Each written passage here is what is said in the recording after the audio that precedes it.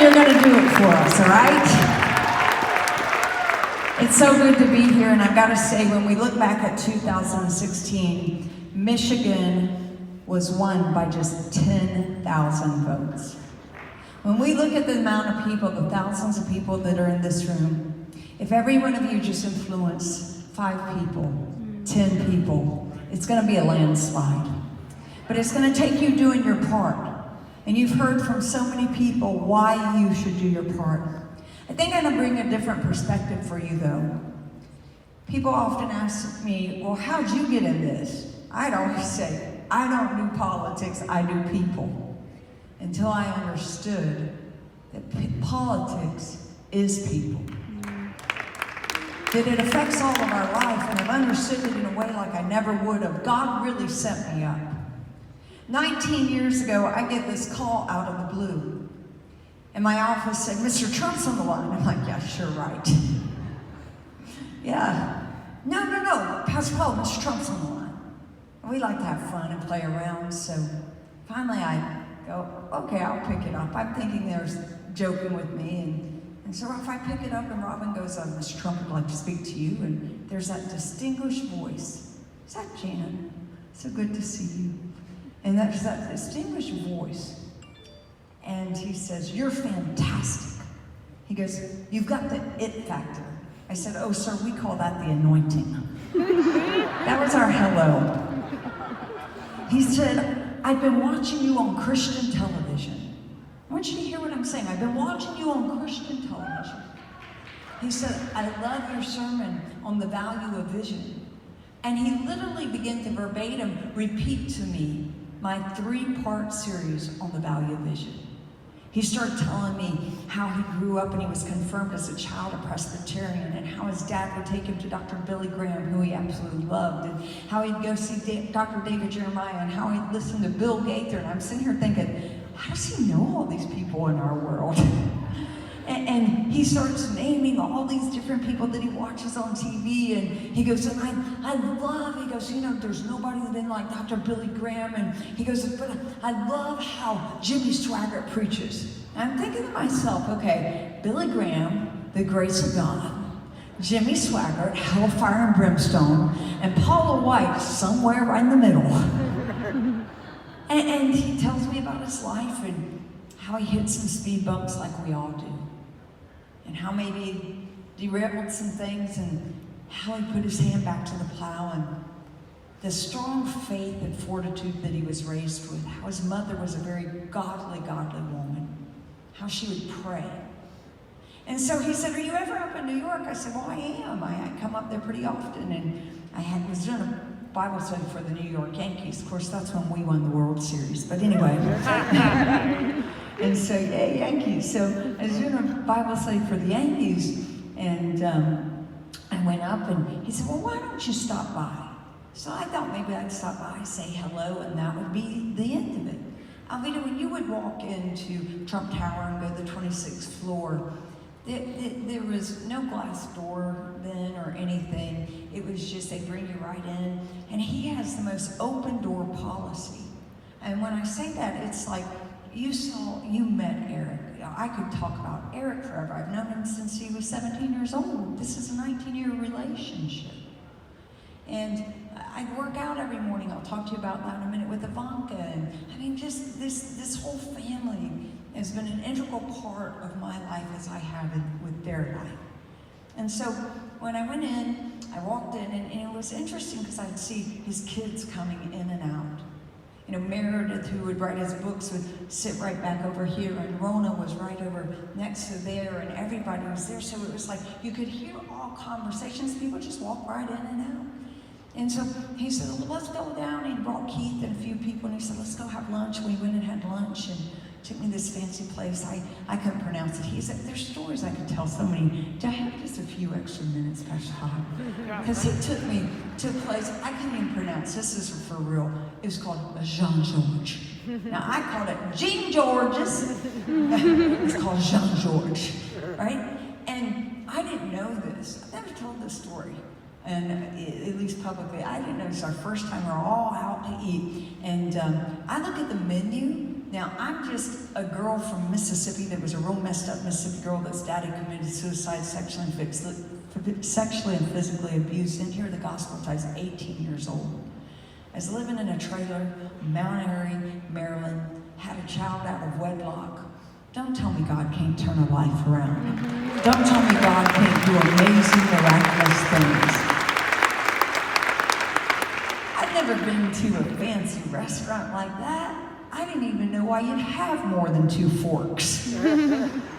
Jensen, so I'm looking at the menu, and I can't read it for real. Like, it would take John to interpret it. I couldn't read this. And so when you don't know what you're doing, follow somebody who does.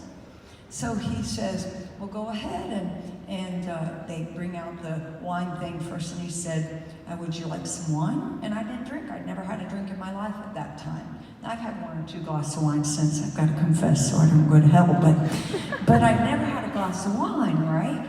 And I said, no, sir, I don't drink. And he goes, you don't? I didn't know he didn't drink.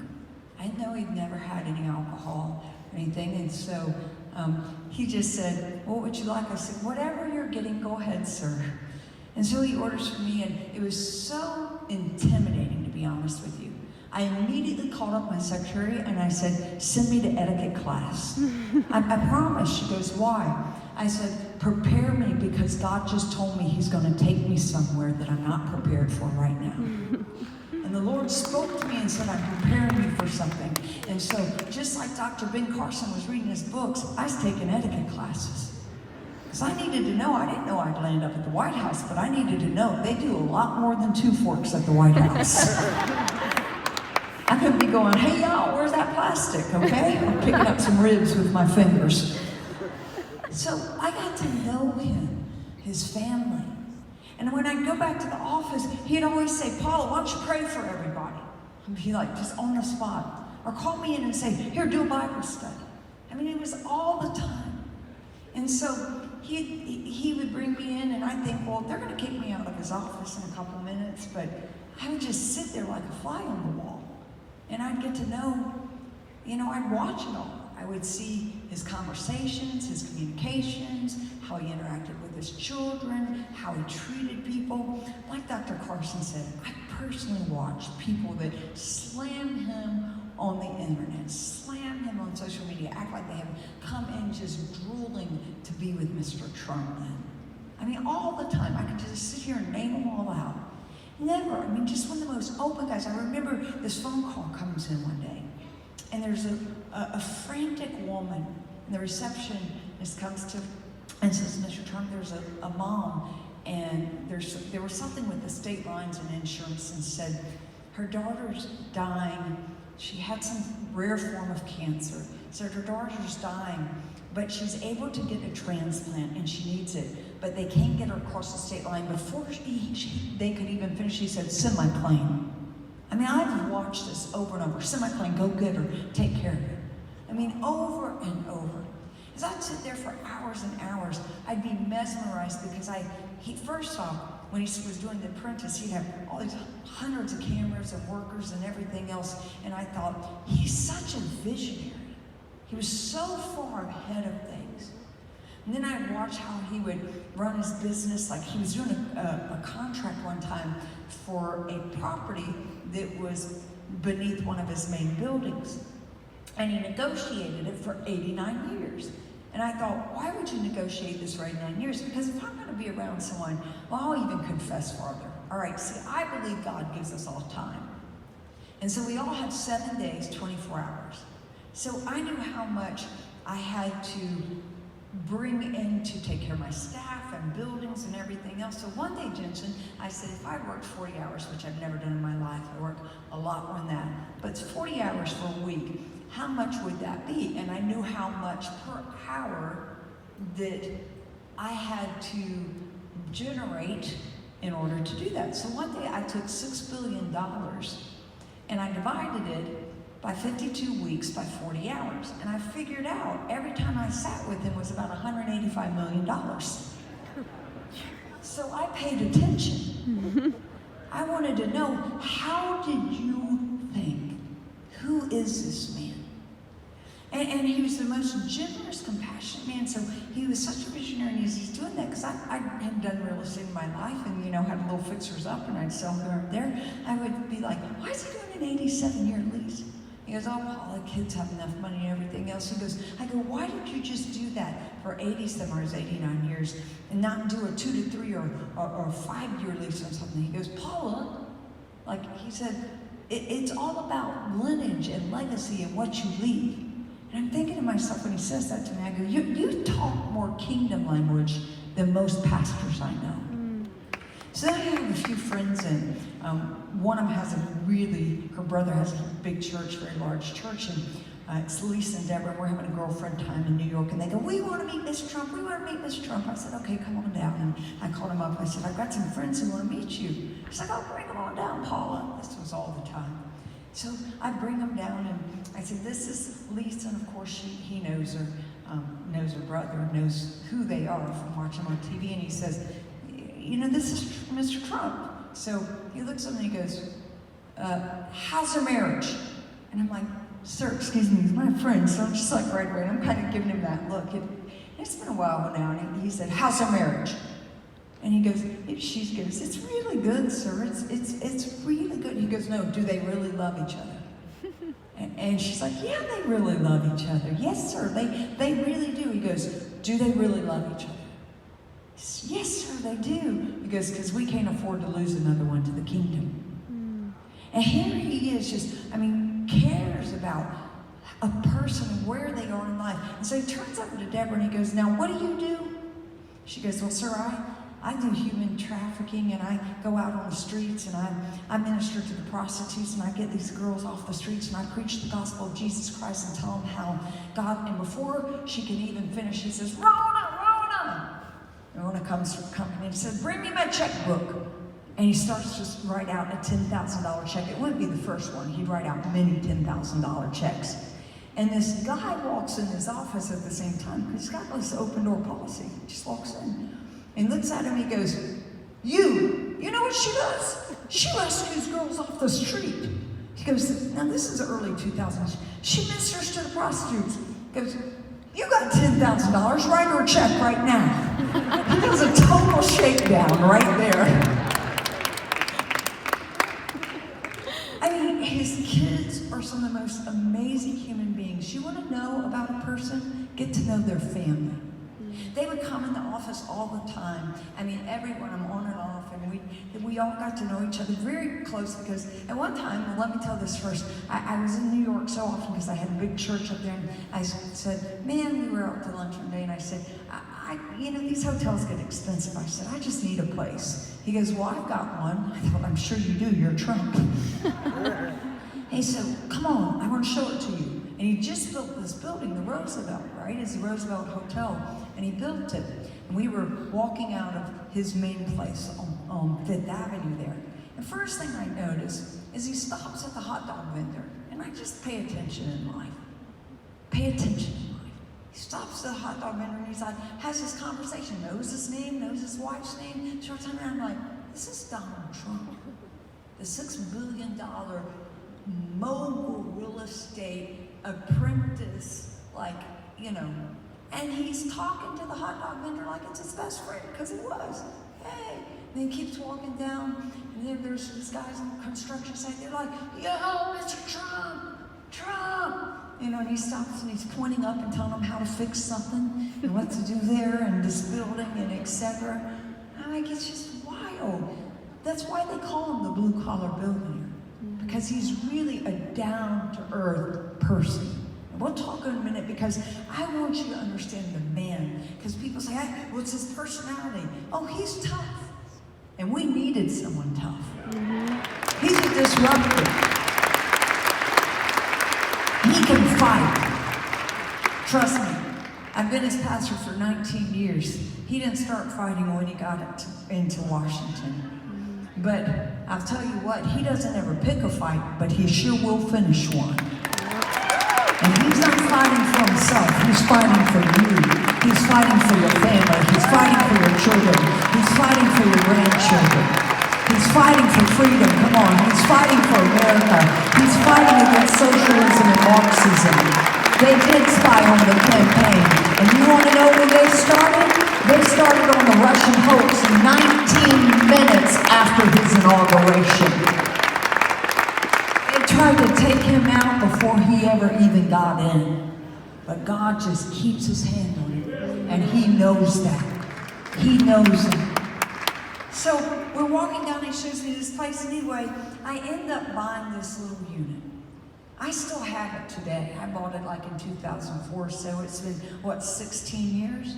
You know, we still have the same doorman, the same receptionist, the same security, the same janitor. Her name's Miss Fanny, and she worked for the Roosevelt, and she went to him and said, "Sir, I've taken care of this building for as long as it's been." She said, "and I still want to take care of it." And he gave her the job. Every single person in that apartment or condo unit that I have is still the same people that have always been there. Only one person has changed, and that's a doorman. That tells you a lot about a person. Oh, I can keep going about stories and stories. So we're in there, and I love how he would be with his kids. Remember, Eric would be coming back from college, and I love Eric. So Eric built $20-something million pediatric center at St. Jude's. Ivanka went out and worked for someone else to make sure she would make it strong before she ever went and built her own business and worked with her dad. She wasn't the smartest. I would be the only people up at 5 a.m. I'd be working out in the morning. The only other person in the gym would be Ivanka Trump. She would be up, going, she'd walk down. I mean, she'd say hello to everybody. It's not like some arrogant, just some of the most down-to-earth people. So I'll never forget, like Eric would tell me these stories, and I'd laugh about him because his dad would always be still very close. You should see him with his kids and grandkids.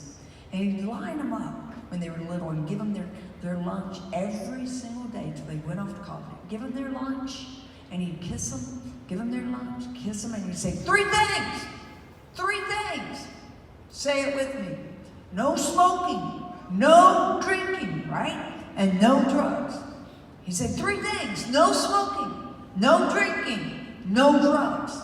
Come on, say it with me. No smoking, no drinking, no drugs. And the kids would repeat it back. And Eric would go, "But I'm only 5, Dad." That's for real. And you know what? His kids never got involved in drugs or drinking or smoking. His kids never got involved in lifestyles that would embarrass him. I wish I could say the same. I've had some challenges with some mine. It says so much. Now, I just keep going about how when he started, I'm almost through time. When he started, I gotta finish up. But when he was offered one of the biggest of his career decisions, a man came in and pitched him a big offer, but he wasn't going to get paid much. He'd get paid very little.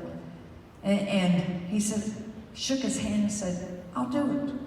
And he calls up his agent, calls up his attorney, and says, "You can't do this. It's going to absolutely kill your career. There's no way you do this." He goes, "But I shook his hand." He goes, "It doesn't matter what you said. I shook his hand." You know how easy it is to stand here and say promises made, promises kept? Mm-hmm. This is a man that when he shakes your hand. You see, when I was sitting in the limo one time with the family and I was there, he was going off. I was like, what in the world is he going off on? "Oh, I don't care if I've got to build the building. I don't care if I've got to tear it down." This is early 2000. "I don't care if we're down in that Mar-a-Lago area." And he said, "It doesn't matter. You tell them, and I don't care. You get this attorney, you do this, and da da da da da." And I'm going, what is he fighting about and fussing? What is he willing to pay so many millions of dollars about? They were going to take his flag down off Mar-a-Lago. Mm-hmm. And because they were going to do that, he figured a way around their codes by building it up bigger and making a hill and a mount so that he could put the American flag, and it still stands there. He hasn't just been fighting for the American flag since 2016. He's been fighting for the American freedoms and flags for a long time. In conclusion, how did we get here? You see, he said to me, he would always ask me stuff like, "Paul, pray that Ivanka marries the right person. Pray that Eric does good on his test. Pray," just like normal. He calls me up one Sunday. I did 7 services on Sunday. And he calls me up. He goes, okay, I've got a question for you. I said, what is that? I'm walking out the door and getting ready to do 7 services. He said, this forgiveness thing. And he wasn't talking about redemption. He was born again. He's saved. He's a Christian. Our president is a Christian.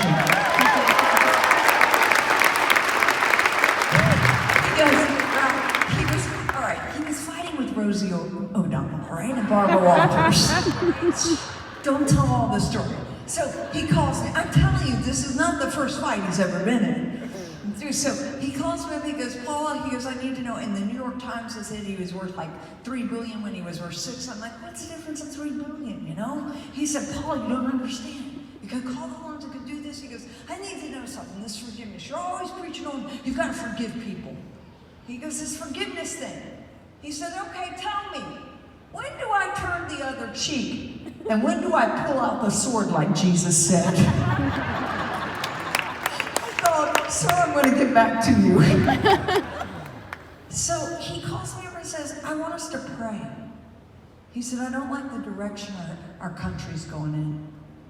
He said, I'm really thinking, there's a burden on my heart. I feel like maybe I'm supposed to run for president. He said, would you pray?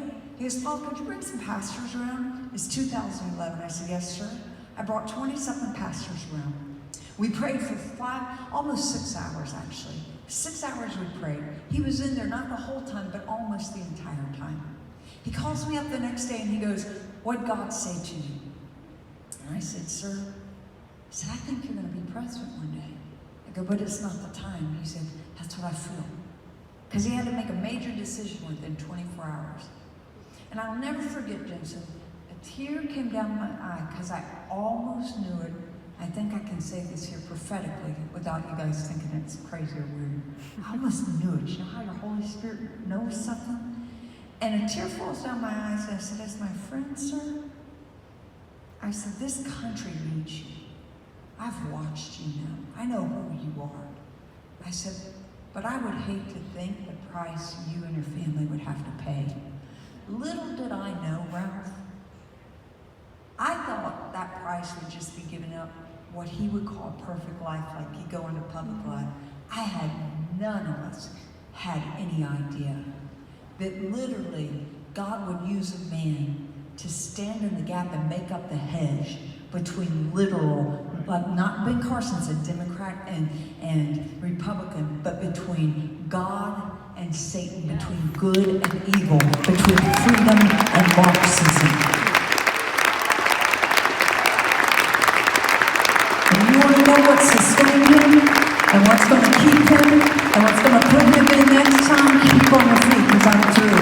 It's going to be prayer and fasting and you using your voice and you talking and you activating everybody you can and you signing up for the next 3 days to get on doors and get on social media and go get people to vote, because I can tell you all day long about his personality. I'm almost through, but he's also done a whole lot of policy. Let me tell you some of that policy remains standing. The first year alone, he lifted off 2.4 million adults out of poverty, 1.4 million children off of poverty, 5.6 million children out of food stamps. He established a Center of Faith and Opportunity Initiative, which Pastor Todd told you about, that not only do I answer as advisor to the president, but also to Attorney William Barr against all religious freedoms. You have faith directors, you have policy. Come on, Rich, you're here somewhere. Rich used to be at HUD and he's been with us in so many places. Come on, we have faith directors, we have policy, we have legal, every single department and every agency. Every agency, even down to SEC, Security Exchange Commission. You want to know what this president did? You've heard it, prison reform, but what does that mean? First step. That means 3,000 inmates that got undue sentences that were done under the Clinton administration, and Biden supported it, and Biden signed for it, and Biden stood with it, that went to prison for things like 3 ounces of marijuana that he now wants to make legal, that he would get 30 years, and 3,000 people have gone out of prison so far that have gotten a second chance because we believe in second chances, and 90% of those came out of the Black American community. What has our president done? Opportunity zones, you've heard a lot about. That was a stroke of the pen. Then through job acts and tax cuts, enabled the wealth of people to be transferred into private vehicles to go into the most distressed opportunities, that has put between 75 and 100 billion dollars in over 9,000 opportunity zones, which has created over 500,000 jobs. Come on, that's talking about bringing forth real change. When you want to understand what that is, what has our president done? Our president has done stuff like human trafficking that you've heard, 9 pieces of legislation, over 5,000 arrests of the most wicked people who would sell a child 5 to 7 times a day, because you can only sell a drug 1 time, but you can sell a child 5 times. But he brought down the largest internet and established the biggest commission that's ever been established. What has he done for religious liberties and freedom? He's had the largest human rights. He was the first ever president to speak at the UN on religious liberty. May I remind you, he's the one that brought Andrew Brunson back from Turkey. Obama didn't do it. Former people didn't do it. Come on, he brought him back for preaching the gospel. He's the one that negotiated out. He's the one that has stood the hardest. He's the one that came down hard on China. You want to talk about how most of the world is under religious persecution? 63 billion people, or 63 million people, have been killed in China because of their faith. Muslims, Christians, all kinds of people, because they don't worship government and they chose to worship their God. But our president says we don't worship government, we worship God. He's come hard against Cuba and Venezuela because he says, no, when you lose, like Dr. Ben Carson said, freedom of religion, you lose everything. He said, we will put Mary back in Christmas, and he's done a whole lot more than put Mary back in Christmas. He gave us the Johnson Amendment. He gave us the largest human rights ever with the Ministerial Alliance that brought thousands of people that have been persecuted because of their faith. Not only did he do that, but he signed the EO for the Religious Executive Order of Liberties, and he put literally millions of dollars for persecuted people because of their faith. All over the world, what has he done? He's abolished ISIS, killing Soleimani. Come on, and al-Baghdadi. That's the best as I can say. What's he done for Israel? He moved the embassy. He recognized Jerusalem as capital. He recognized the Golan Heights. Come on. The Abraham Accords, the first thing it says is about religious liberties and freedom. What has he done? You know about school choice. He says parents choose better than do the teachers' unions, which Biden will go with the unions, which will wipe out your Christian schools, which will wipe out charter schools, which means that just because you're in a bad situation like I was, living in a trailer, doesn't mean you are bad. It means I just need an opportunity to make good choices. Come on. It means I don't want to be dependent on the government to tell me how to raise my child or what I'm going to do.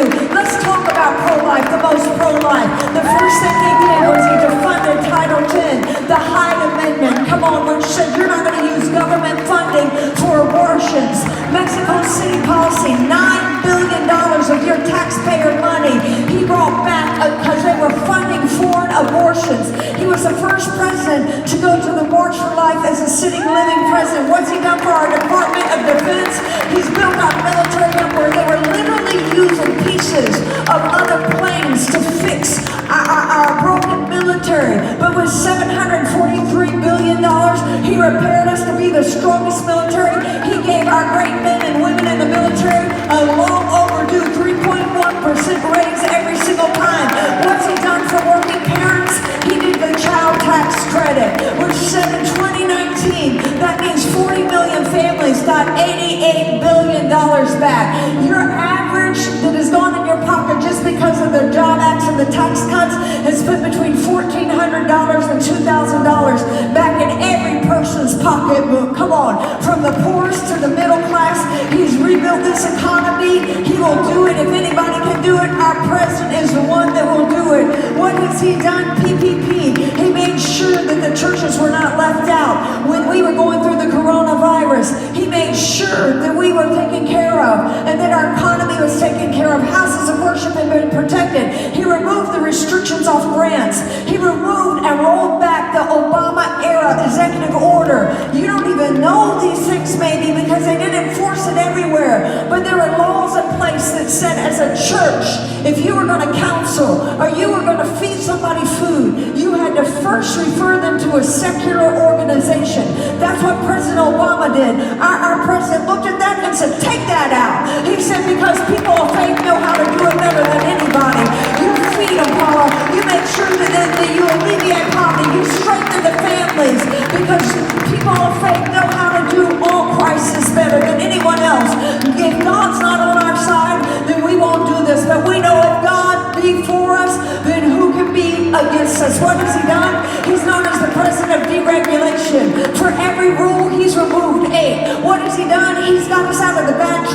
agreements like NAFTA, and he put us in stuff like United States, Mexico, Canada agreement that has brought $173 billion into America and over 60, how many thousand jobs have we brought in? I don't know, 60-something thousand jobs, 176,000 jobs and $68 billion in here. What's he done? He's tough on China, and he needs to be. You know what that means? He's brought $1.4 trillion back to the American economy from China alone. You want to know how much we give Israel? $4.2 billion every year. Well, I can stand here and keep going. Let me just talk about policy for a minute. You want to talk about what he's done in the black community? Historical black colleges don't have to go back and beg. He said, yeah, I'm going to remove student loans from every disabled vet. It's forgiven right now. It's absolutely forgiven. He put $73.1 million into vet. He made sure that our veterans were taken care of so that they could have veterans choice, so that they would just have to wait a year or 10 months until they could be seen somewhere. What is he doing and what has he done? He's designated 1.3 million new acres of wilderness, largely public. Oh, you guys know what he's done. He's the largest, we are now the largest energy and oil producer in the world. And I'm sure when there was that last town hall and Biden said he's going to do away with, he's trying to walk out of this one, isn't he? That he's going to do away with oil and energy and fracking. See, I would have known 6 years ago, I would have thought fracking was some dance like twerking. I would have known, Rich. I was just your average person that didn't know. I kind of said, oh, I like him, I like them. I wasn't sure, but I know. I told the president this, he goes, Paula, fracking is, I go, I know now, I understand. I've lived in this, but that will eliminate 612,000 jobs in Pennsylvania alone. You know how many jobs will be eliminated if Biden got in just from that fracking and just from what he wants to do in the oil industry? Not talking about manufacturing, which we understand very well here in the state of Michigan. But when we talk about that, you're eliminating $16 million. Let's talk about how much it's going to cost you for gas. Because when he does that, your gas is going to be $131 a barrel, which means per gallon, you're going to be paying about $5.63 and not the $1 to $2, which is going to add into per household. He's going to add $6,000 just for you to be able, but he probably wants to take away your car too, because Biden is just a puppet for a radical left agenda that wants to absolutely desecrate and ruin America. Not just take our jobs, not just let China own us, not just take away our God, but take away every freedom. But we say no. And if every evangelical, we are the majority of, I call us Christians, we are the majority in this country still. We make up the biggest block, don't we, Ralph? Still of any voting block, we are the largest. If every one of us get out and get somebody to get out, it's going to be a landslide, and it has to be a landslide. And the reason, because we're not going to give them room to contest this. We're not going to give, I'm going to say it because it's my last one, we're not going to give Soros the ability to put money in well-funded organized riots so they can destroy our cities. No, not on our watch. We're going to stand at the threshold, and they're not going to take away our sovereignty. They're not going to take away our God. They're not going to take away our guns. You better not come to my house. AR-15 waiting for you, Joe. Anyway, in the name of Jesus. All right? No, I'm serious. They can't take away our stuff. I mean, for real, Dr. Carson laid it out. This is what they do. They take your freedoms, and they just, it's like putting a frog in a pot. If you put him in fast, he'll jump out. But if you want to bowl him to death, you put him in and you turn it up slowly. And he dies. Doesn't he know that he's already dead? Because the church became lukewarm. And God in His mercy, and God in His grace, uses flawed people. He doesn't pretend to be a pastor, but I can tell you this is a good man, and he is a God man. And he's a man that will fight for you, and fight for me, and fight for righteousness. And he said, make the church essential, Paula. I was there in March when we found out about COVID. I remember walking into this conference room, and he looked at me. He goes, can we have church outside? He said the church has to keep going. He said because if what, just on the information was being released, he said because if people lose hope in God, he said if they lose God, we're going to lose everything. He knows. Now what are we going to do about it? People always talk to me about, well, if you get him to do this, get him to do that. I'm like, yeah, I'm going to change somebody's son for you. I'm going to change me, and I'm 54. Only God can change me. Pray for me. He said, but I tell you what, maybe you don't need to be changed. Maybe you just need to pray. And maybe God needed to raise someone up that had the courage, that had the boldness, and had the integrity to do what he is doing. God bless you. God bless Michigan. God bless America. And God bless Donald J. Trump, our next president again in 2020.